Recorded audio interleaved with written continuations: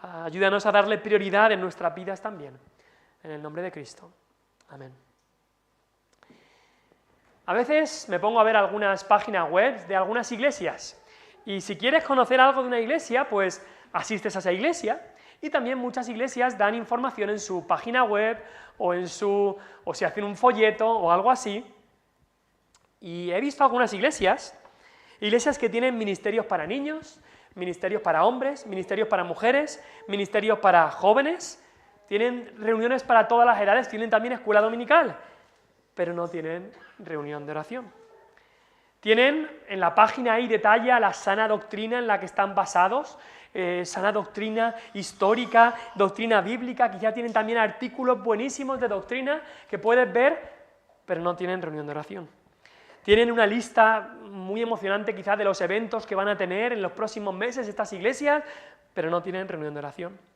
Iglesias que retransmiten y publican pues, todas sus predicaciones, todas las reuniones en internet, por todas las redes sociales que pueda haber, y ponen títulos atractivos y son muy activos en internet, pero no tienen reunión de oración. También iglesias que incluso se reúnen en grupos pequeños, en distintos barrios o en distintos pueblos, para poder hablar los unos con los otros y edificarse, pero incluso en esas reuniones más pequeñas no hay reunión de oración. Tienen campamentos familiares, campamentos de jóvenes, cada año, a cada tiempo, retiros de iglesia, pero no tienen reunión de oración. Tienen una página que puedes ver todos los ministerios y todos los misioneros alrededor de todo el mundo que están apoyando y cómo esta iglesia dedica miles y miles de euros a apoyar a misioneros por todo el mundo, pero no hay reunión de oración para orar por ellos. Tienen un lugar incluso donde puedes poner tus peticiones de oración, pero no hay reunión de oración para orar por esas peticiones. Y es muy triste que esa sea la condición de muchas iglesias. La reunión de oración brilla por su ausencia. Spurgeon dijo que la condición de una iglesia se puede medir con precisión por sus reuniones de oración. Estas reuniones como él lo llamó un graciómetro, que desde la reunión de oración puedes medir cómo Dios está obrando en su gracia en su pueblo. Si Dios está cerca de una iglesia, esta iglesia se va a poner a orar. Si Dios no está ahí, una de las primeras marcas en esa iglesia va a ser que será perezosa en la oración. Eso lo dijo Spurgeon. Y la pregunta que nos hacemos es, ¿dónde está la reunión de oración? En muchas iglesias evangélicas. Y la respuesta, desgraciadamente, es que en muchas iglesias evangélicas, incluso iglesias de buena doctrina, la reunión de oración ha desaparecido. Y eso que, como hemos dicho en la oración, Cristo dijo, mi casa de oración será llamada. ¿Os acordáis de cuando Cristo dijo eso? Cuando tuvo que entrar al templo a quitar todos estos que estaban vendiendo, haciendo negocios, y cogió un látigo y empezó a darles y quitó todo eso y dijo, mi casa de oración será llamada, mas vosotros la habéis hecho cueva de ladrones. Curioso, no dijo mi casa de alabanza será llamada. No dijo mi casa de predicación, y por supuesto la predicación es crucial, y la alabanza tiene importancia también en la iglesia, pero dijo mi casa de oración será llamada. Pero la oración ha sido desaparecida en ciertos casos, o como dijo el pastor Leonardo Ravenhill, dijo, muchos la tratan como la Cenicienta de la iglesia. Los niños han visto la Cenicienta, y muchas veces, nuestras hijas la han visto más de una vez la Cenicienta, y la pobre Cenicienta era la desechada. Y muchas veces la oración es la Cenicienta de la iglesia porque no va vestida de la misma forma que se visten las demás partes de la vida comunitaria de la iglesia. Por ejemplo, la alabanza, la adoración musical. Muchos dicen, wow, con esta parte, y podemos cantar a voces y con instrumentos, y se te ponen los pelos de punta, y la letra de las canciones es tan buena, y la música es como que te hace saltar la lágrima al estar adorando todos juntos. ¡Wow! La predicación es positiva. Muchos se quedan totalmente llenos y dicen, escuchas una exposición de un texto bíblico, porque amamos la Biblia, y cómo se describe el contexto y el lenguaje original, y cuál es la relación de ese texto con el contexto, y cuál es la relación del texto con la salvación, con lo que Cristo hizo, y cómo se aplica a mi propia vida un texto de la Biblia. Y decimos, wow, he aprendido tanto, qué bueno ha sido la palabra hoy. O incluso en el tiempo de comunión entre hermanos.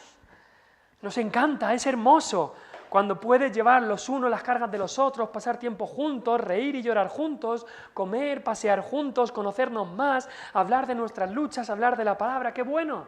Me siento tan arropado. Pero en la reunión de oración, ¡ay, qué pereza! ¡Ay, qué pereza! Es que no me va bien, es que cuesta mucho, es que es siempre lo mismo. Es que llego de trabajar cansado, es que los niños tienen actividades extraescolares, y es que además orar,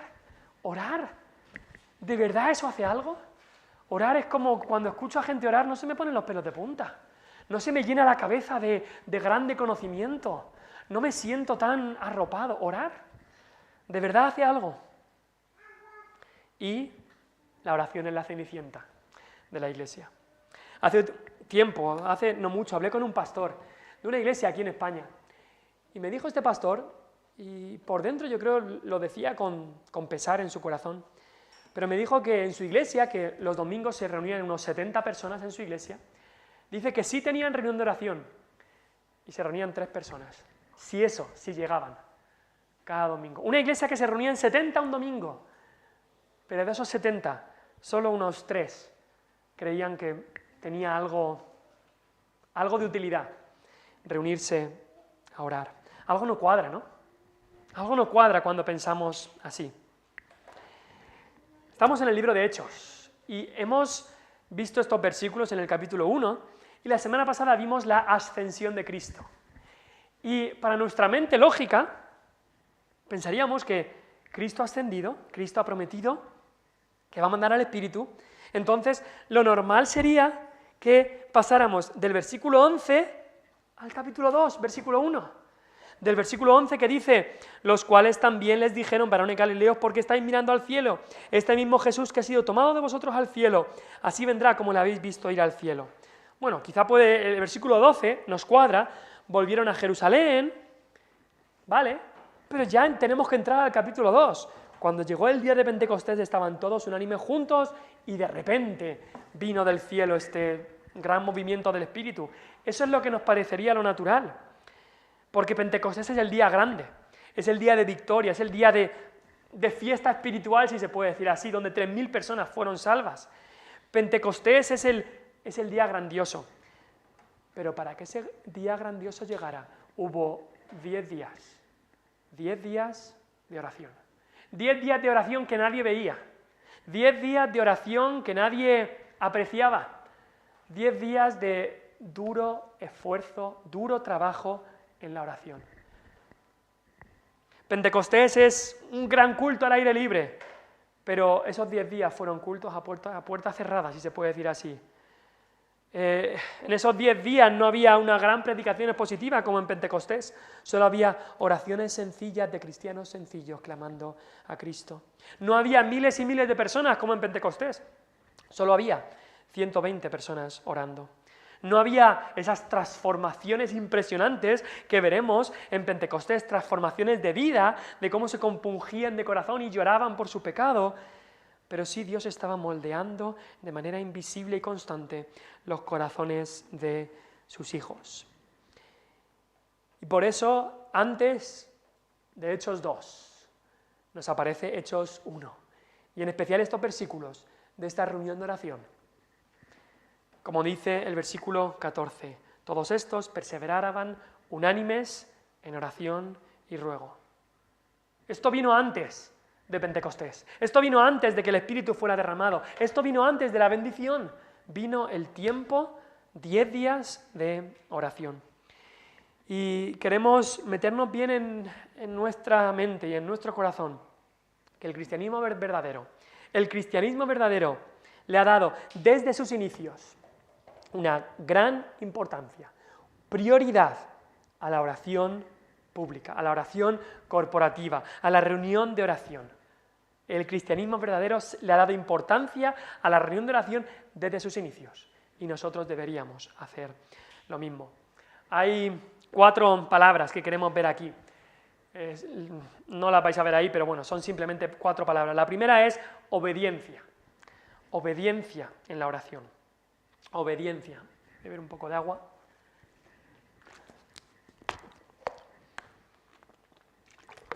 Mira lo que dice el versículo, bueno, Lucas 24, 49. Lo puedo leer yo, no hace falta que lo busques, pero Lucas 24, 49, ahí los últimos versículos del libro de Lucas, Jesús le dice a sus discípulos antes de ascender: «He aquí, yo enviaré la promesa de mi Padre sobre vosotros, pero quedaos vosotros en la ciudad de Jerusalén hasta que seáis investidos de poder desde lo alto». Había un mandato claro de Cristo y era: no os vayáis de Jerusalén, quedaros en Jerusalén hasta que mande el poder del Espíritu Santo. Ahora, lo vimos un poco la semana pasada, podría haber 1000 cosas que podrían demandar su atención. Quizá uno eran los peligros. Si lo piensas, estos apóstoles eran los seguidores de Cristo. Cristo ha sido torturado y muerto. ¿Y por quién van a venir los próximos? ¿A por los apóstoles? Es normal que piensen, seguramente estamos en peligro, porque han matado a Cristo y nosotros somos los que podemos continuar esto, así que van a venir a por nosotros para de verdad deshacerse de todo este movimiento. Así que seguramente había peligros, seguramente algunos estaban pensando, ¿es lo mejor quedarse en Jerusalén? Jerusalén es meterse en la cueva del lobo. Mejor me voy a Galilea, que allí puedo estar más seguro. Otros también podrían estar pensando, bueno, tengo que continuar mi vida, ¿no? Tengo familia, tengo hijos, y como vemos, los ángeles dijeron varones galileos, todos estos eran de Galilea, no eran de Jerusalén. Entonces, ¿qué debo hacer? Pero Jesús les había dicho, quedaos en Jerusalén, esperad ahí. Es más, versículo 4 de Hechos 1, lo vimos otra vez. Les mandó, mandamiento, que no se fueran de Jerusalén, sino que esperasen la promesa del Padre. Otra vez igual. Entonces, era un mandato, tenían que obedecer. Ahora, ¿cómo debían obedecer este mandato?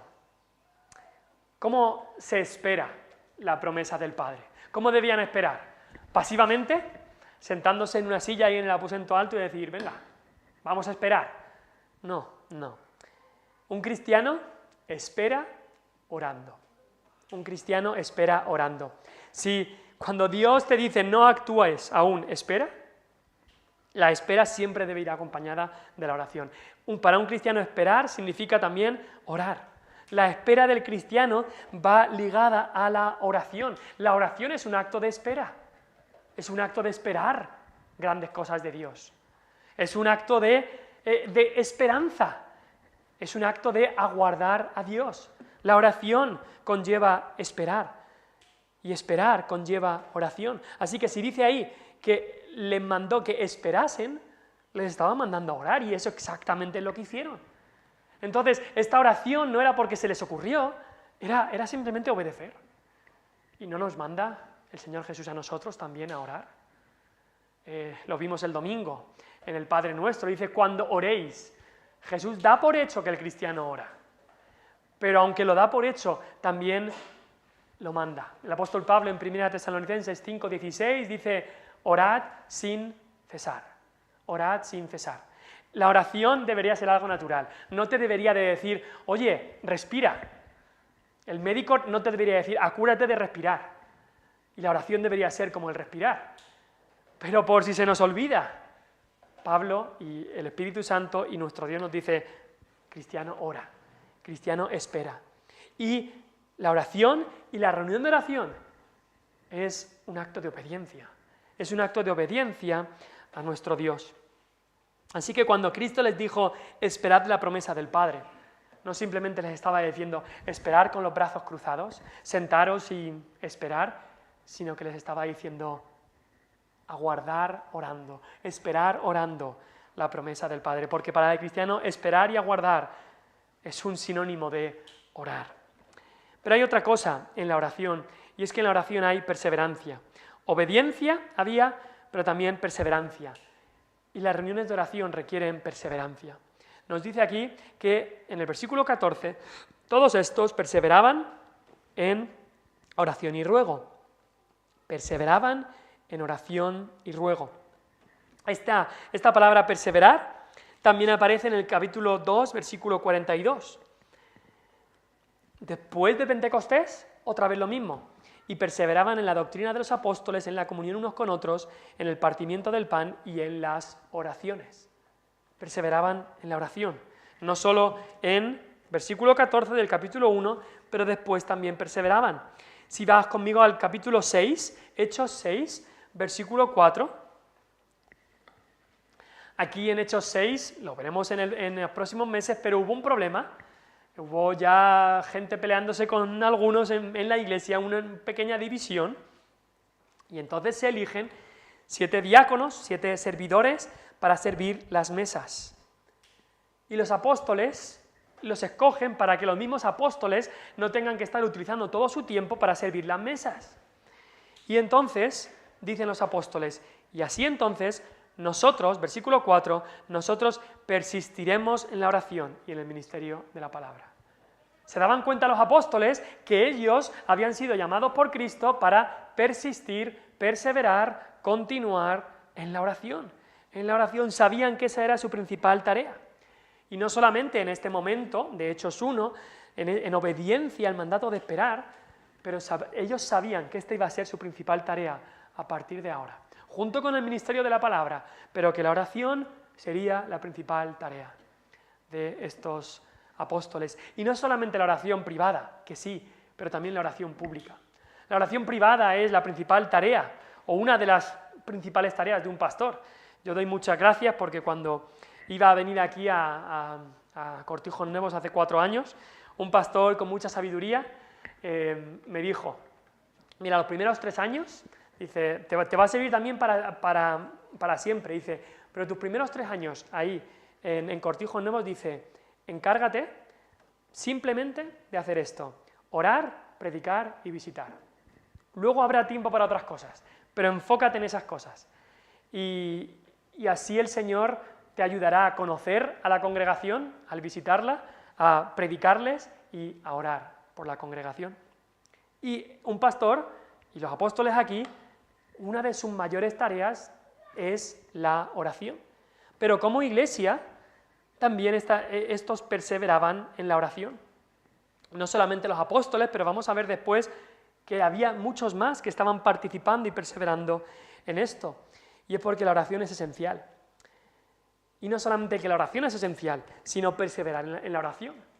Porque la oración verdadera debe llevar una perseverancia en ella. ¿Os acordáis de la parábola de la viuda y el juez injusto? Esa viuda no solamente vino una vez y le dijo, Señor, hazme justicia ante mi adversario. Con una vez seguramente este juez injusto no le hubiera hecho caso, pero vino una y otra vez, y otra vez, y otra vez, y otra vez. Y Dios quiere que nosotros en la oración seamos constantes, no pesados, porque para Dios nadie es pesado, pero constantes, perseverantes en la oración. Eso significa tener paciencia y continuar. Y lo difícil es continuar en algo que es tan humillante, porque hay otras cosas, hay otras disciplinas espirituales que es más fácil perseverar. Venir cada domingo a la iglesia. Es algo que como cristiano seguramente está el deseo ahí. Vienes y ves a otros creyentes y cantas y escuchas la predicación y tienes comunión los unos con los otros. Cada mes nos quedamos a comer. Pero la oración cuesta mucho más, porque es mucho más humillante. Porque es algo que no atrae multitudes. Es algo que conlleva tiempo. Y es algo también que revela nuestra total impotencia. Porque nosotros preferimos tener una parte en algo, pero la oración es decir, Señor, no puedo, actúa tú. Y por eso aquí estaban perseverando, había perseverancia en oración y ruego. Estos dos términos, el término oración, nos habla de todo lo que es el acto de adoración que hay en la oración, y por supuesto en la oración hay mucho más que simplemente pedir. La oración incluye confesión de nuestro pecado, incluye adoración a Dios, incluye súplica, incluye agradecimiento. Todo eso hay en la oración. Entonces este primer término, oración, incluye todas esas cosas. Pero el segundo término, ruego, es mucho más específico y se refiere a las peticiones que se hacían, a los ruegos, a esos pedidos, a esa súplica que se hacía a Dios. Debemos perseverar. La oración requiere perseverancia. Y ahora me refiero más a la oración corporativa. Requiere perseverancia. Cada miércoles nosotros aquí hacemos esta reunión de oración y requiere perseverancia. El reunirnos, el guardar este tiempo para reunirnos en oración y así perseverar. Dice Colosenses 4:2, perseverad en la oración, velando en ella con acción de gracias. Romanos 12:12 dice, constantes en la oración. Y vemos, hay diferentes parábolas de Jesús que nos hablan de esta constancia en la oración. Ahora, esta constancia, en este específico momento, en el momento específico, fue de 10 días. 10 días continuamente orando. No fue el momento más intenso, no fue el momento más largo, porque sabemos de otros tiempos, como los 40 días que pasó Cristo orando en sus tentaciones. Fueron 10 días, pero sí sabemos que fue muy intenso, porque si lo miras ahí, en el versículo 13, nos dice, y entrados, subieron al aposento alto donde moraban. Es decir, que al menos los apóstoles, estos 10 días estuvieron viviendo ahí. Estuvieron viviendo en este lugar.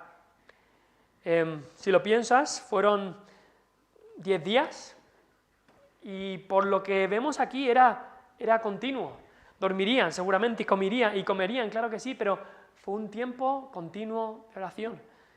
Fue un tiempo de clamar y de esperar y de orar. Por eso habla de perseverar, unánimes. Hay que decir que nosotros sabemos muy poco de este tipo de oración tan larga. Cada semana, y damos gracias a Dios de poder hacer esto, pero cada semana estamos media hora como iglesia orando. Si lo sacas en un año, 24 horas como iglesia, 25 horas como iglesia orando. No es mucho si lo piensas en un año, 25 horas. Aquí, 10 días son 240 horas, no estarían todas esas horas, pero pasaron 10 días dedicados a la oración.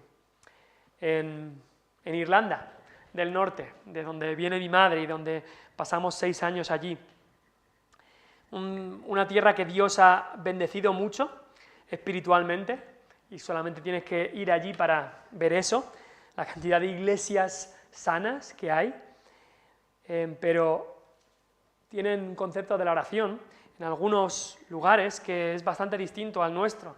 Muchas veces hacen reuniones de oración de 24 horas de orando, no simplemente de estar ahí, pero orando al Señor. Es más, quizá he contado esta historia anteriormente, pero mi bisabuelo, cuando empezó la iglesia que allí en el pueblo donde vivimos, pues había otra iglesia que estaba muy separada de la doctrina correcta, una iglesia muerta completamente, y entonces estuvieron hablando de si salir o no, el pastor no era salvo, había mucho pecado en esta otra iglesia. Entonces mi bisabuelo y otros se reunieron para orar para ver qué tenían que hacer, con si salían de esta iglesia o no.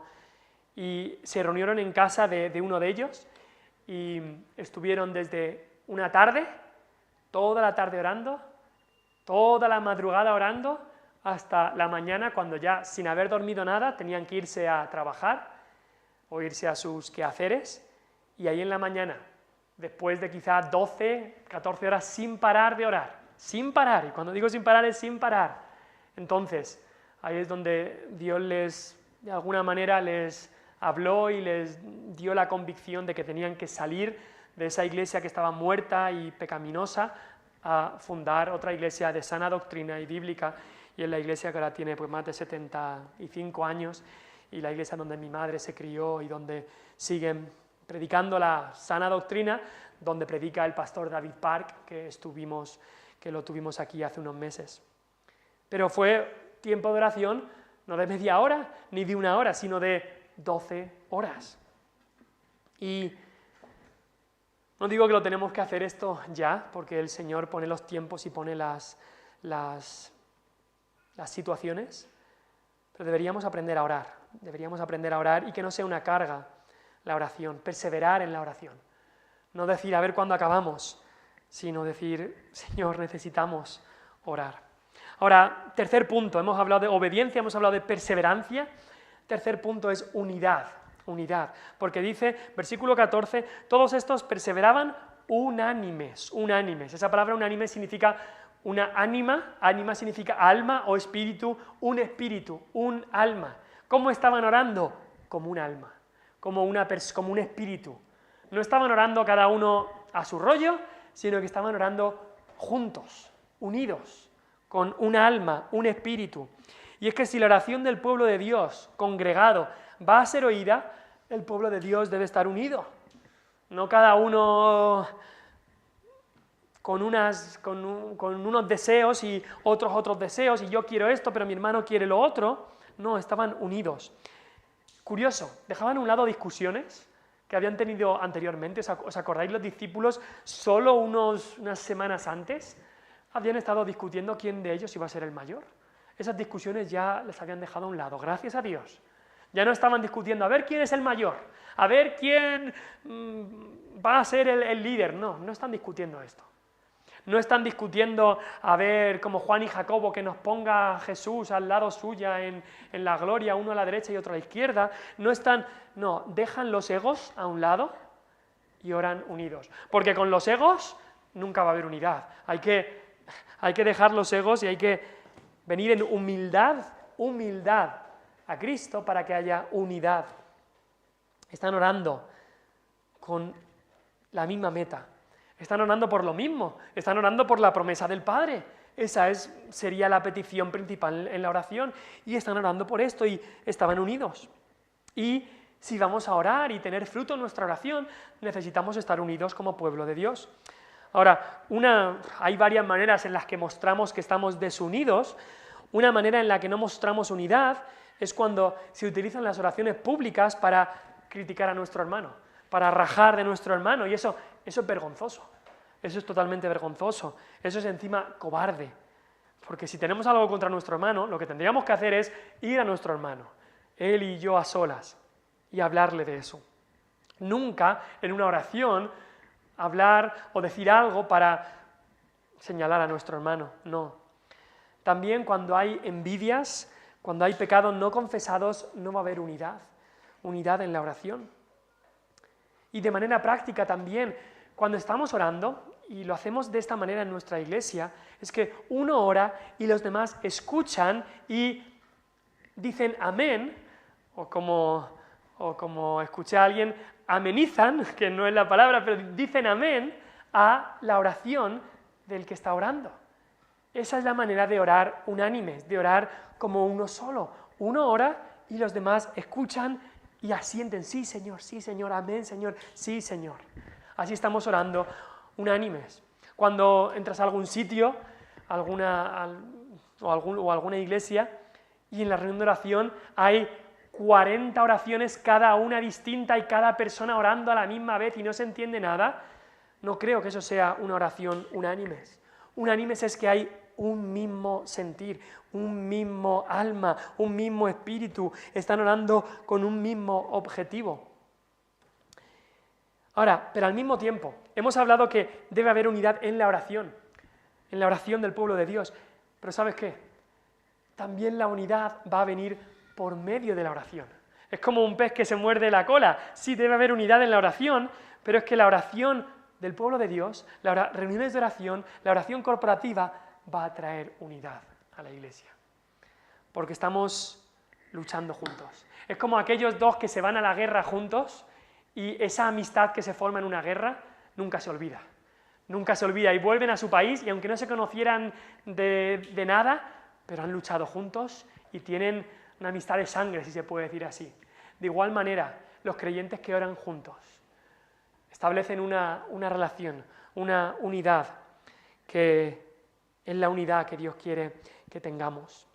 Esta unidad en la Iglesia no la vamos a lograr sin orar juntos, sin pasar tiempo de oración, sin batallar juntos en esta batalla de la oración. Por eso también me encanta en el versículo 15, cómo, y esto lo veremos ya la semana que viene, cuando Pedro se levanta para hablar, dice, en medio de los hermanos. ¿Y a qué hermanos se refiere? Se refiere a los cristianos. Aún no se hablaba de la palabra cristianos en este momento, no existía esa palabra, pero habla de los hermanos. Ya se comienza a utilizar la palabra hermanos ¿para quiénes? Para los que eran discípulos de Cristo. Son hermanos. Uno puede ser discípulo, pero hermano es algo mucho más unido. Los hermanos comparten una misma sangre. Y aquí, aunque no se compartía una misma sangre, pero se compartía un mismo Cristo, se compartía una misma fe en Cristo, se compartía una misma unión con Cristo. Y por cierto, ahí está el libro de unión con Cristo si no lo has llevado. Se compartía esa misma unión. Y por eso hay esa verdadera unidad que ya tenemos los cristianos, porque somos hermanos, hermanos en Cristo, somos hijos de Dios y hermanos por Cristo, pero también esa unidad aumenta y esa unidad se fortalece por medio de la oración. Y en último lugar, vamos a ver los participantes en la reunión de la oración. Hemos visto la obediencia, perseverancia, unidad, pero vamos a ver en último lugar la participación en la reunión de oración. En primer lugar vemos a los 11 apóstoles, 11, ya no 12, porque Judas se había suicidado después de traicionar a Cristo. Entonces en el versículo 13 nos dice que estaban ahí Pedro y Jacobo, Juan, Andrés, Felipe, Tomás, Bartolomé, Mateo, Jacobo, hijo de Alfeo, Simón el celote y Judas, hermano de Jacobo. Ahora Judas no estaba, pero están los demás, y están todos. Curiosamente ahora están todos. Los 11, sin Judas, están todos. Y están todos para la reunión de oración. ¿Os acordáis que Tomás faltó en una de esas reuniones con Cristo resucitado? Y porque Tomás no estuvo allí, Tomás no se creía que Jesús había resucitado. Pero aquí está Tomás. Aquí ya están todos los apóstoles. Y Lucas cree necesario poner otra vez la lista de todos, porque veremos en los próximos versículos que se le iba a añadir Matías como otro apóstol de Cristo. Y es que a Dios le importa el orden. Dios no quiere que las cosas vayan como sea, que las iglesias se estructuren como sea, no. Dios quiere orden, y aquí pone por eso los nombres de estos 11 apóstoles. Estaban los 11 apóstoles, estaban participando en esta reunión de oración, porque dice todos estos, por supuesto se refiere a los 11 apóstoles, pero no lo deja solamente ahí, dice todos estos, y dice, perseveraban unánimes en oración y ruego con las mujeres, también con las mujeres. Ahora, estas mujeres que se refiere aquí son las mismas mujeres que ha estado hablando Lucas, que servían a Jesús. En Lucas capítulo 8, lo vimos ya hace unas semanas, hace unos meses, hicimos un sermón sobre las mujeres y el Evangelio. Y en Lucas 8, versículo 1, el versículo 2 nos habla de mujeres que habían sido sanadas y que servían a Jesús de sus bienes. Y habla de María Magdalena, habla de Juana, habla de Susana y otras muchas que le servían de sus bienes. Luego también Lucas habla de que algunas de estas mujeres estaban en la cruz, allí observando, y que estas mujeres también fueron a la tumba. María Magdalena y otras. Entonces eran mujeres que habían servido al Señor, que habían estado allí en cada una de estas ocasiones, y aquí están. También están las mujeres. También oraban. La frase dice, perseveraban unánimes en oración y ruego con las mujeres. Entonces eso nos hace ver que las mujeres también estaban orando. Desgraciadamente hay iglesias a lo largo de la historia que han dicho que las mujeres no pueden orar en la reunión de oración. No es verdad. Esto es una prueba grande, este versículo, que las mujeres sí deben orar en la reunión de oración. Es verdad que 1 Corintios 14:34 dice: vuestras mujeres callen en las congregaciones, porque no les es permitido hablar, sino que estén sujetas, como también la ley lo dice. Y también en Timoteo Pablo le dice algo parecido a Timoteo, pero no se está refiriendo a orar, se está refiriendo a predicar en público delante de hombres, a eso se está refiriendo. Pero la mujer no solamente le es permitido, sino que se le anima a orar en público. Históricamente, ha habido iglesias, como decía, que no han entendido esto, pero este es un versículo que lo deja bien claro. Estas mujeres estaban perseverando en oración y ruego con los mismos apóstoles. Y luego dice también ahí con María, la madre de Jesús. También estaba ahí María, orando también con estas mujeres y con los apóstoles. Ahora, fíjate, esta es la última mención de María en toda la Biblia. La última vez que aparece el nombre de María, la madre de Jesús. Lucas no la vuelve a nombrar en el libro de Hechos, y fíjate lo más importante, ningún escritor de ninguna carta inspirada la nombra a María, de ninguna manera. Ni Pablo en sus 13 o 14 cartas, ni Pedro en sus 3 cartas, ni Juan, ni Pedro en sus 2 cartas, ni Pedro, ni Pedro en sus 2 cartas, ni Juan en sus 3 cartas, ni Judas, ni Santiago. Nadie nombra a María. Por eso toda la doctrina de la mariología y la mariolatría que se ha inventado la Iglesia Católica es fuera de la Biblia. No está en la Biblia, porque esta es la última vez que se menciona a María. Y se la menciona que estaba en una reunión de oración. Como otra persona más, como otra mujer más, se le da el lugar que le corresponde como madre del Señor, como madre de Jesús, y bien lo dice, la madre de Jesús. Pero ahí está. Y qué precioso para María, que la última vez que ella aparece en la Escritura, aparece en una reunión de oración. Aparece orando al Padre por medio del Hijo, aquel que había sido su Hijo, pero que también era su Salvador. Y está orando como otras. Lucas, en su Evangelio, en los primeros capítulos, nos habla bastante de María, de la anunciación, del nacimiento de Jesús, de cuando visita a Elizabeth, nos habla bastante de ella. Pero aquí acaba todo. Porque el cristianismo verdadero no se basa en María, se basa en Cristo. Así que el cristianismo verdadero no hacía falta que se hablara más de María. Del que se va a hablar es de Cristo. De Cristo crucificado, de Cristo predicado, del Espíritu Santo y las obras que iba a hacer. Y María ya ha hecho lo que tuvo que hacer, que es dar a luz al Señor, y esta es su última mención en toda la palabra de Dios. Un miembro más de la iglesia primitiva en una reunión de oración. También nos dice que estaban los hermanos de Jesús. Dice, con María, la madre de Jesús, y con sus hermanos. Entonces eso nos habla de los hermanos de Jesús. Estos eran los hermanos que no creían en Él. Nos dice Juan 7:5, que aún ni sus hermanos creían en Él. Pero aquí nos muestra que después de la resurrección sí que creyeron en Él y están aquí. Ahora, 1 Corintios 15 nos dice que Cristo apareció especialmente a Jacobo después de la resurrección, después de haber resucitado. Este Jacobo era un hermano suyo, que es el que escribe la epístola de Santiago. Este Jacobo también fue líder en Jerusalén y es el hermano de Judas, que también escribió una carta. Entonces, tenemos aquí algunos hermanos de Jesús. Creo que hay 4 que se nombran en Lucas. Creo que es Jacobo, Judas, Simeón y José, creo. Y de estos 4 hermanos, que no creían en él, pero después de que Cristo resucita, sí que creen en Cristo. Y uno de ellos es Jacobo, que después se convertiría en el líder de la iglesia de Jerusalén. Y otro es Judas, no el Iscariote, sino Judas, que escribió la carta que tenemos en la Biblia, que se llama la carta de Judas. Y luego en el versículo 15, dice, en aquellos días Pedro se levantó en medio de los hermanos, que eran como 120 en número. Entonces, ¿quiénes participaban en esta reunión de oración? Están los apóstoles, están las mujeres, está María, están los hermanos de Jesús y están los discípulos de Jesús, hasta 120 en número y estaban participando.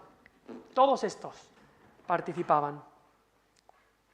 El todos estos del versículo 14 incluye a los discípulos, porque nos hace referencia al versículo 6, que es los que se habían reunido, y son estos discípulos de Cristo, que no eran solo los 12, sino que había otros. 120, y estaban participando en la reunión de oración. Te animo a participar. No solamente que ores privadamente en tu casa, pero te animo a participar también en el tiempo de oración público que tenemos los miércoles. Todo creyente nacido de nuevo, todo creyente salvado por la gracia, todo creyente limpiado de sus pecados, todo creyente perdonado por la sangre de Cristo, todo creyente en el cual habita el Espíritu Santo, todo creyente que tenga una boca puede orar públicamente. No tienes por qué llevar tantos años en la fe para poder orar aquí. No tienes por qué haber estudiado muy bien sobre la oración para poder orar. No tienes por qué tener un carácter muy de hablar mucho para poder orar. No, todo creyente puede orar en público. Yo sé que algunos, por razón de timidez o personalidad, pues no orarán en público. Y lo respeto, por supuesto, pero pueden orar en público y a Dios le gusta escuchar tu oración. Así que si te quedas con algo en el día de hoy, quédate con la importancia de la reunión de oración. Es muy importante en una iglesia. Dijo un pastor llamado Torrey: estamos demasiado ocupados para orar, así que estamos demasiado ocupados para poder tener poder, desgraciadamente. Tenemos bastante actividad, pero conseguimos poco. Muchas reuniones, pero pocas conversiones. Mucha maquinaria, pero pocos resultados. Y todo esto porque en muchas iglesias es como que hay demasiadas cosas como para ponerse a orar. Yo os pido como pastor, y esto es algo quizá gracioso, pero también de verdad. Os pido como pastor y que si algún día el liderazgo espiritual de esta iglesia, esté yo aquí o no esté, decidiera cancelar definitivamente la reunión de oración de esta iglesia, que tú como miembro le des un tirón de orejas, un bofetón espiritual, si se puede decir así, y le hagas ver al liderazgo que una iglesia debe orar como iglesia. Sin eso estamos perdidos. Otras cosas se pueden dejar a un lado, reuniones de tal, de lo otro, se puede dejar a un lado, pero si como iglesia dejamos de orar corporativamente, estamos en un grave peligro de